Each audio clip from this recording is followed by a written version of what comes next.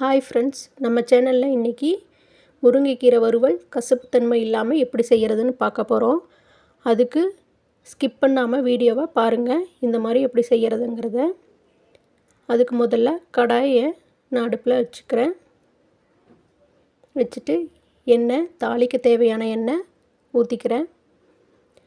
கடுகு தாளிக்கிறதுக்கு தேவையான அளவு, கடலைப்பருப்பு 1/4 ஸ்பூன் போட்டிருக்கேன். அதுக்கப்புறம் கருவேப்பிலை கொஞ்சோண்டு. இது நல்லா பொரிஞ்சு வந்ததுக்கப்புறம் தாளிக்க தேவையான வெங்காயம், வரமிளகா இது எல்லாம் போட்டு நல்லா வதக்கிக்கிறோம். நீங்கள் முருங்கைக்கீரை வறுவல் செய்ய போகிறீங்க அப்படின்னா அதுக்கு முந்தின நாளே இந்த மாதிரி தண்ணியில் அலசி எடுத்து காய வச்சு அடுத்த நாள் செய்யும்போது தண்ணி சுத்தமாக இல்லாமல் இந்த மாதிரி உதிரி உதிரியாக இருக்கும்.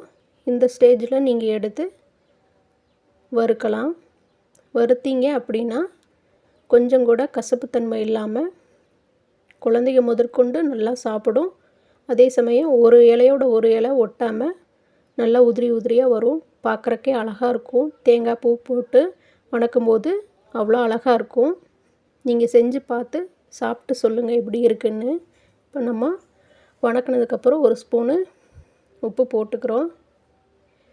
கீரைக்கு தேவையான அளவு உப்பு போட்டு அதையும் நல்லா வதக்கிக்கிறோம். இந்த மாதிரி நல்லா எண்ணெயிலேயே தண்ணி தெளிக்காமல் வதக்கிட்டே இருங்க. தண்ணி தெளிக்கும் போது தண்ணியில் வேக வச்சாவோ இல்லை தண்ணி தெளிக்கும் போதோ நம்மளுக்கு ஒரு இலையோட ஒரு இலை நல்லா ஒட்டி இருக்கும். இப்போ இது கூட நம்ம கொஞ்சம் எண்ணெய் சேர்த்தி மறுபடியும் நல்லா வதக்கலாம். எண்ணெயோடு வதக்கிக்கிட்டே இருக்க நல்லா பொரிஞ்ச மாதிரி இலையெல்லாம் நல்லா சுருங்கி வந்துடும்.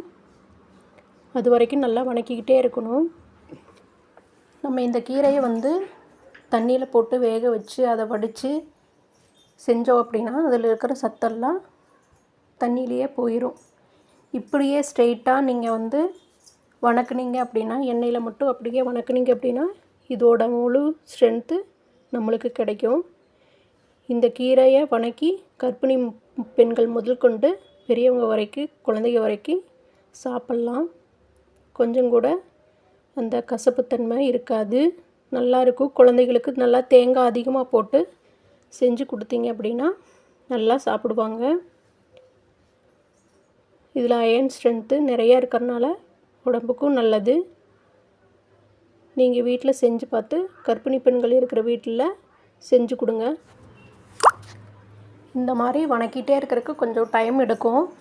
இருந்தாலும் நீங்கள் பொறுமையாக செய்யுங்க. அப்போ தான் நான் சொன்ன மாதிரி நல்லா பொரிஞ்ச மாதிரி நல்லா வறுபட்டு வரும்.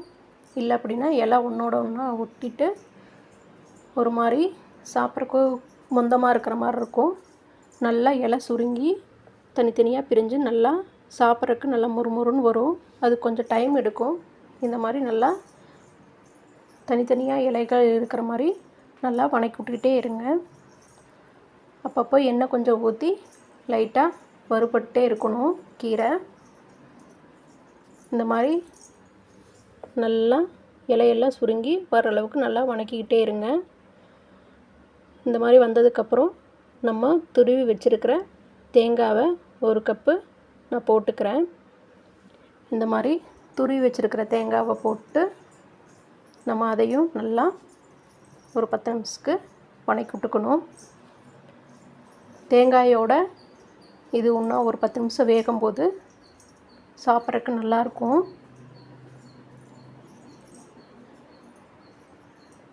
இந்த மாதிரி நல்லா வதக்கி விட்டுக்கிட்டே இருங்க. இப்படி நல்லா தேங்காய் பூவோட நல்லா வதக்கி விட்டுட்டே இருங்க. ஒரு 10 நிமிஷம் நல்லா இலைகள்லாம் சுருங்கி வந்துருச்சு முக்கால்வாசி. அது கூட தேங்காவோட நல்லா ஒரு 10 நிமிஷம் வேக விட்டு இந்த பதத்துக்கு வந்ததுக்கப்புறம் நீங்கள் இறக்கி வச்சுக்கலாம்.